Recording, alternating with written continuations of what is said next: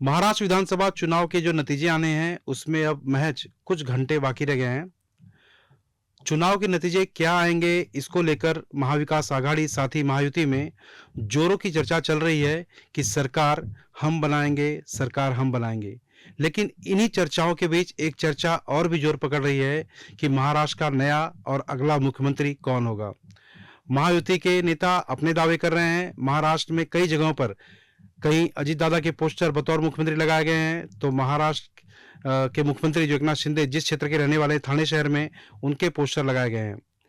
वहीं महाविकास आघाड़ी से भी कई नेताओं के नाम सामने आ रहे हैं जो मुख्यमंत्री के सीट पर काबिज हो सकते हैं। एक नाम नाना पटोले का आ रहा है जो महाराष्ट्र कांग्रेस प्रदेश के अध्यक्ष हैं। दूसरा नाम बाला साहब थोरात का आ रहा है जो महाराष्ट्र में मंत्री भी रह चुके हैं, कांग्रेस के आला नेता भी हैं। सुप्रिया सुले जो शरद पवार की बेटी हैं और सांसद हैं एनसीपी की, उनका नाम सामने आ रहा है। लेकिन इन्हीं चर्चाओं के बीच एक नाम मुख्यमंत्री की सीट पर काबिज होने के लिए अगर महाविकास आघाड़ी की सरकार बनती है भविष्य में, तो मुख्यमंत्री की सीट पर बैठने के लिए एक नाम महिला का और सामने आ रहा है और वो नाम है मुंबई कांग्रेस की अध्यक्षा और सांसद वर्षा गायकवाड़ का। ये नाम कहां से कब सामने आया इसको लेकर कई तरह की अटकलें लगाई जा रही हैं, लेकिन वर्षा गायकवाड़ का नाम कैसे सामने आया और कहां से उनके नाम की शुरुआत हुई, हमारे साथ बातचीत करने के लिए मौजूद है हमारी संवाददाता ज्योत्सना गंगने। ज्योत्सना, वर्षा गायकवाड़ महाराष्ट्र की राजनीति में एक बड़ा नाम है। उनके पिताजी जो थे एकनाथ गायकवाड़, वो भी बड़ा रसूख रखते थे। क्या वाकई महाराष्ट्र की राजनीति में अगर वर्षा गायकवाड़ मुख्यमंत्री बनती है तो एक बड़ा परिवर्तन, खास करके महाविकास आघाड़ी की तो नहीं कह सकते, लेकिन कांग्रेस पार्टी के लिए एक वरदान साबित हो सकता है भविष्य में?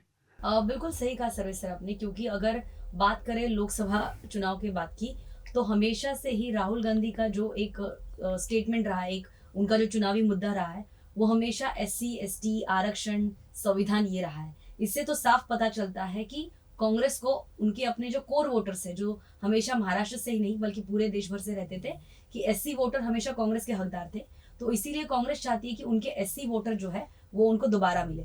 दूसरी बात करें कि लोकसभा में इसका फायदा कांग्रेस को हुआ।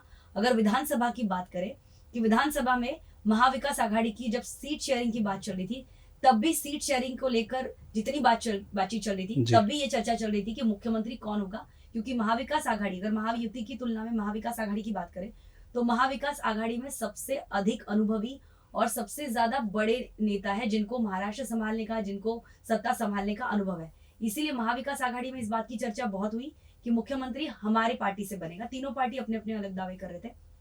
खास तौर पर शरद पवार ने यह कहा था कि मुख्यमंत्री के पद के लिए हम रेस में नहीं है। इसीलिए ये जो एक अंतर्गत विवाद जो है वो नाना पटोले, मतलब कांग्रेस और संजय राउत की ठाकरे की जो शिवसेना है, उनके बीच दिखाई दिया। ऐसे में अगर हम आज सुबह से अगर हम बात करें कि जैसे ही चुनाव के जो एग्जिट पोल आते हैं उसके बाद भी संजय राउत हो या विजय वडेट्टीवार हो कांग्रेस के, या महाविकास आघाड़ी के जितने भी नेता है, वो बार बार ये बात जरूर कह रहे हैं कि उनके जो है वो 160 से अधिक विधायक चुनकर आएंगे। महाराष्ट्र राजनीति में अगर बात करें तो बहुमत का आंकड़ा, मतलब सत्ता स्थापित करने के लिए 288 में से 145 जो सीट है उसकी जरूरत पड़ती है। लेकिन इसके बावजूद जो 5 साल का कार्यकाल महाराष्ट्र ने देखा कि पहले तीन बार सत्ता पलट हो चुका है, ऐसे में अब जिसकी भी सरकार बनेगी वो यही चाहेगा कि हमारी सरकार जो है वो मजबूती के साथ बने। इसीलिए सिर्फ 145 का आंकड़ा उनके लिए ठीक नहीं होगा, इसीलिए वो चाहते कि 160 का आंकड़ा कम से कम उनके आए। लेकिन अगर 160 में से भी कम आंकड़े आते हैं तो भी जो भी महायुति हो या महाविकास आघाड़ी हो, वो सरकार तोड़फोड़ की राजनीति से बचे। इसीलिए वो कहते हैं कि 160 तक हमारी विधायक चुनकर आएंगे। लेकिन अगर 160 से कम अगर विधायक चुनकर आते हैं, 145 का आंकड़ा जैसे कि हमने कहा कि बहुमत के लिए जरूरी है, तो 145 प्लस लेकिन 160 के कम अगर आते हैं तो महाविकास आघाड़ी जो है वो एक ऐसा मुख्यमंत्री चेहरा दे सकती है कि अगर सरकार इनको चलानी है तो कोई हम एक ऐसा चेहरा दे जो राजनीति में जो बेदाग चेहरा हो, जो वर्षा आपका कहने में वर्षा गायकवाड़ एक बेदाग चेहरा है। बिल्कुल, और वो मातोश्री के भी करीब है, ठाकरे परिवार के भी करीब है, वो शरद पवार के भी करीब है, महिला है, साथ ही साथ कांग्रेस की लॉयल वफादार एक कैडर में से रह चुकी है, राहुल गांधी के टीम में से है, और वो जमीनी कार्यकर्ता है, मतलब कांग्रेस को जानती है, मुंबई को जानती है, और महिला, साथ ही साथ एक दलित महिला अगर फेस आगे करता है महाविकास आघाड़ी, तो एक पूरे महाविकास आघाड़ी के लिए तो फायदा होगा ही, लेकिन आने वाले समय में पूरे कांग्रेस देश पार्टी में के भी लिए कांग्रेस पार्टी के लिए एक बहुत अच्छा मैसेज या बहुत अच्छा फायदा जो है कांग्रेस पार्टी को हो सकता है। जोस्ता सबसे बड़ा सवाल था कि भारत देश की बात करें तो राष्ट्रपति का जो राष्ट्रपति की जो सीट है वहाँ पर महिला एक बार नहीं पहले प्रतिभा पाटिल विराजमान हो चुकी हैं। अब दूसरी जो है राष्ट्रपति वो भी महिला हैं जो कि निचले जाति से बिलोंग करती है, जिसे पीएम नरेंद्र मोदी ने और उनकी टीम ने चुना। अब जिस तरह से वर्षा गायकवाड़ का नाम सामने आ रहा है, महाराष्ट्र की राजनीति की बात करें तो अब तक महाराष्ट्र में 1960 से लेकर साल 2024 तक अब तक 20 अलग-अलग मुख्यमंत्री हुए हैं। शुरुआत हुई थी यशवंतराव चौहान 1960 से लेके, और अब 1924 की बात करें, जिस तरह से महाराष्ट्र की राजनीति पिछले 2.5-3 साल से डगमगाई है, तोड़फोड़ की राजनीति हुई, विधायक तोड़े गए। अब एकनाथ शिंदे बतौर मुख्यमंत्री हैं, 20वें मुख्यमंत्री कहे जा रहे हैं। 20 पुरुष मुख्यमंत्री महाराष्ट्र में। ऐसे में अगर महाराष्ट्र की सत्ता परिवर्तन होती है, महाविकास आघाड़ी सरकार बनती है, 21वीं मुख्यमंत्री अगर महिला बनती है, वो भी वर्षा गायकवाड़ के रूप में, जो दलित फैक्टर को बिलोंग करती हैं, एक बड़ा वोट बैंक भी खास करके उनके पास है। और दूसरे जो दलित वोट बैंक की राजनीति कर रहे हैं या उनकी पार्टियां, जैसे आठवले गुट की बात करें, प्रकाश अम्बेडकर की बात करें, आनंद अम्बेडकर की बात करें, तो क्या वर्षा गायकवाड़ के वर्षा बंगले में दाखिल होने के बाद अदर जो दलित फैक्टर की वाली पार्टियां हैं, उनका वोट बैंक भी वर्षा गायकवाड़ अपनी तरफ, कांग्रेस पार्टी की तरफ या महाविकास आघाड़ी की तरफ खींच सकती हैं? जी बिल्कुल सही कहा। अगर हम इसमें 3 बातें जोड़ना चाहेंगे। सबसे पहले बात तो ये है कि महाराष्ट्र हमेशा प्रोग्रेसिव जो राज्य है वो कहा जाता है। शिव शाहू फूले अम्बेडकर, ऐसा इसकी हिस्ट्री रह चुकी है महाराष्ट्र की, इसी नाम से जाना जाता है। तो ऐसे में अगर, और इसके साथ ही अगर मैं कांग्रेस पार्टी की बात करूं तो सबसे अधिक अगर महिलाओं को मौका देने का काम किसी ने किया हो तो वो कांग्रेस पार्टी ने किया है। और ये जाहिर सी बात है क्योंकि पिछले 60-70 साल से उनकी सरकार रही है, केंद्र में उनकी सरकार रही है, महाराष्ट्र में उनकी सरकार रही, लेकिन महिलाओं को जितना भी मौका दिया गया, मतलब देश की पहली प्रधानमंत्री भी कांग्रेस की ही बनी, अगर देश की पहली राष्ट्रपति जो है वो भी कांग्रेस की बनी। और आपको शायद याद होगा कि जब प्रतिभा देवी सिंह पाटिल राष्ट्रपति बनी थी तब कांग्रेस को समर्थन देने वाले खुद बाला साहेब ठाकरे भी थे। भले ही उन्होंने ये कहा था कि एक मराठी महिला अगर राष्ट्रपति बनती है तो हम इसका समर्थन जरूर करेंगे। हो सकता है कि इस चुनाव में जो भी रिजल्ट आएंगे उसके बाद अगर वर्षा गायकवाड़ का नाम आगे आता है तो उद्धव ठाकरे की पार्टी समर्थन करेगी। उद्धव ठाकरे की पार्टी जरूर समर्थन करेगी कि हमने प्रतिभा देवी सिंह पाटिल के टाइम भी हमने समर्थन किया था। तो एक महिला, दलित महिला, जिनका बेदाग राजनीतिक करियर रह चुका है, जो मातोश्री के भी करीब है, कांग्रेस की केडर है, महाविकास आघाड़ी को अच्छे से जानती है, तो उनको मौका देने के लिए शरद पवार हो, उद्धव ठाकरे हो और कांग्रेस के खुद, जैसे कि मैंने कहा मल्लिकार्जुन खड़गे वो हो और राहुल गांधी हो, वो इस बात पर जरूर सोचेंगे। और हमेशा एक बात कि अगर हम देखें कि इससे पहले भी अगर महाराष्ट्र के दलित मुख्यमंत्री अगर कोई हुए वो भी कांग्रेस से ही हुए। तो कांग्रेस अपने दलित वोटर बचाने के लिए, फिर वो महिलाओं को मौका देने के लिए, और साथ ही साथ जो ये वंचित फैक्टर है, रामदास आठवले गुट का फैक्टर है, जितने भी ऐसे फैक्टर है जो कांग्रेस के सीधे साथ नहीं आ रहे, तो ऐसे में वर्षा गायकवाड़ एक अच्छा विकल्प कांग्रेस के लिए खींचे चले आएंगे। और उनका विरोध जो है वो ज्यादा तेज होकर ना किसी और अन्य पार्टी जो है, इवन महायुति जो है, वो भी इस तरह से नहीं कर सकती, क्योंकि संविधान का मुद्दा, आरक्षण का मुद्दा, SC ST को मौका देने का जो बात है वो राहुल गांधी ने इतनी तेज तरीके से रखी है कि अब वर्षा गायकवाड़ के अगर मुख्यमंत्री पद की घोषणा होती है, अगर महाविकास आघाड़ी की सरकार आती है, तो इसको काटने के लिए या इस पर कोई विशेष टिप्पणी करने के लिए भी महायुति को बहुत सोचना पड़ेगा। 10 बार नहीं 100 बार सोचना होगा।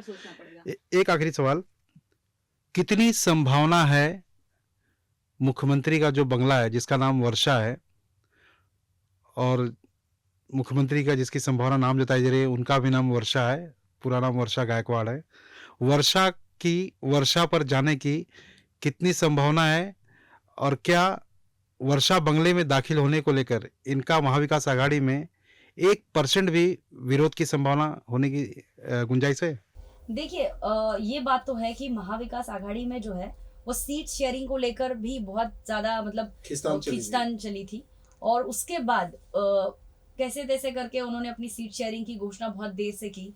लेकिन अगर बात करें तो कई जगह पे महाराष्ट्र में महाविकास आघाड़ी के जो अंतर्गत विवाद है शिवसेना और कांग्रेस के खास तौर पर काफी हद तक दिखाई दिए।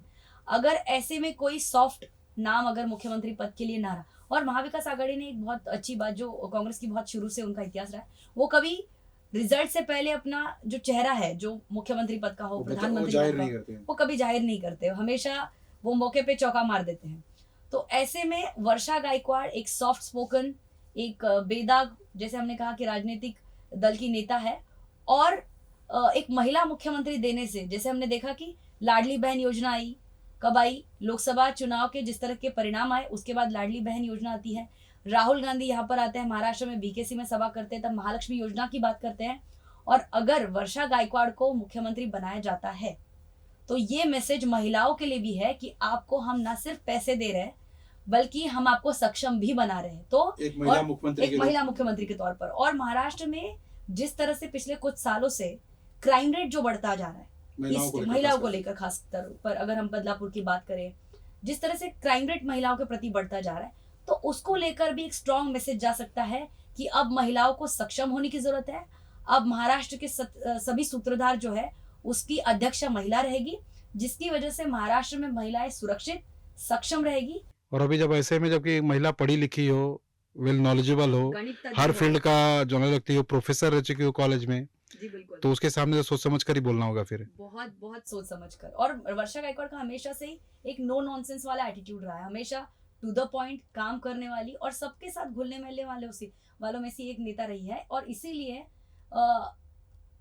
इसे कांग्रेस तो नाम उनका सामने कर ही सकता है, लेकिन साथ ही साथ जो उद्धव ठाकरे की जो शिवसेना है वो भी इनका समर्थन कर सकती है। उद्धव ठाकरे का समर्थन करती है वर्षा गायकवाड़ के नाम पे, तो उद्धव ठाकरे की शिवसेना को भी इसका फायदा मिल सकता है। जी बिल्कुल, क्योंकि अगर हम देखें तो शिवसेना का जो मूल कैडर है, शिवसेना जो मूल पार्टी है, उनकी महिलाओं का हमेशा बड़ा योगदान रहा है। किसी भी अगर हम देश की किसी भी पॉलिटिकल पार्टी की बात करें, उसकी तुलना में अगर शिवसेना की बात करें, शिवसेना के इतिहास की बात करें, तो महिलाओं का एक बहुत बड़ा योगदान रहा है, कैडर है उनके पास। तो ऐसे में महिलाओं को सक्षमीकरण, और वो भी मुंबई की वर्षा गायकवाड़ जो मुंबई को बहुत अच्छे तरीके से जानती है। और हमेशा से जो महाविकास आघाड़ी का खासतौर पर आदित्य ठाकरे का आरोप रहा है कि मुंबई के बड़े बड़े प्रोजेक्ट जो है वो हमारे महाराष्ट्र से गुजरात चले गए, किसी अन्य राज्य चले गए।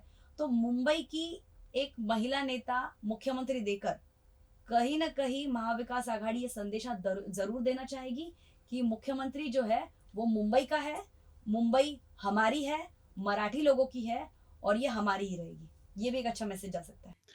ज्योत्सना जिस तरह से बता रही थी, और जो जानकारी हमारे पास आवाज़ इंडिया टीवी के पास जो जानकारी आई है राजनीतिक सूत्रों से, बता दें कि वर्षा गायकवाड़ का नाम साथ ही सुप्रिया सुले का नाम, लेकिन वर्षा गायकवाड़ का नाम जोरों पर है मुख्यमंत्री के पद को लेकर। और ये नाम सिर्फ मुंबई और महाराष्ट्र की राजनीति में नहीं, बल्कि सेंट्रल जो कांग्रेस की कमेटी है, ऑल इंडिया कांग्रेस कमेटी है, वहाँ पर भी पहुँच गया है। और वहाँ पर कांग्रेस की जो आला नेता हैं, सोनिया गांधी की बात करें, राहुल गांधी की बात करें, प्रियंका गांधी की बात करें, उनके मन में भी वर्षा गायकवाड़ को लेके एक उम्मीद है। अगर सीटें वाकई महाविकास आघाड़ी को लेकर चुनाव के नतीजे सामने आते हैं, अगर सत्ता यहाँ पर बनती है, तो इसमें कोई भी दो राय नहीं है कि महाराष्ट्र का जो मुख्यमंत्री होगा वो महिला ही बनेगी। और कांग्रेस पार्टी से अगर बनेगी तो वर्षा गायकवाड़ का नाम इसमें सामने आ सकता और है। इसमें एक बात और जोड़ना चाहेंगे, क्योंकि आने वाले विधानसभा के बाद बीएमसी के चुनाव होने हैं, और ऐसे में अगर वर्षा गायकवाड़ का नाम सामने आता है मुख्यमंत्री के तौर पर, तो मुंबई में फिर एक बार महाविकास आघाड़ी और कांग्रेस और शिवसेना का बहुत फायदा होगा। ये भी ज्योत्सना ने बहुत सही बात बताई कि अगर वाकई वर्षा गायकवाड़ महाराष्ट्र के मुख्यमंत्री बनती हैं चुनाव के नतीजों के बाद, अगर इनकी सत्ता बनती है महाविकास आघाड़ी की, तो कांग्रेस पार्टी को तो इसका मुंबई से महाराष्ट्र में फायदा तो होगा ही, साथ ही मुंबई महानगर पालिका के जो चुनाव आने वाले समय में होने हैं उसका फायदा मुंबई कांग्रेस और साथ ही उद्धव ठाकरे की पार्टी को बड़े पैमाने में मिलेगा। क्योंकि 30-35 सालों से मुंबई महानगर पालिका पे उद्धव ठाकरे की पार्टी शिवसेना जो है राज करती रही है। देश की आर्थिक राजधानी मुंबई महानगर पालिका मानी जाती है, और सबसे बड़ा जो राजस्व है वो सेंट्रल गवर्नमेंट को मुंबई महानगर पालिका ही प्रोवाइड करती है। आवाज इंडिया के इस खास पेशकश में महाराष्ट्र की मुख्यमंत्री वर्षा गायकवाड़ बन सकती हैं। जो बातें हमने की, जो जानकारी यहाँ पर दी, उसको लेकर सभी का धन्यवाद। देखते रहिए आवाज़ इंडिया टीवी।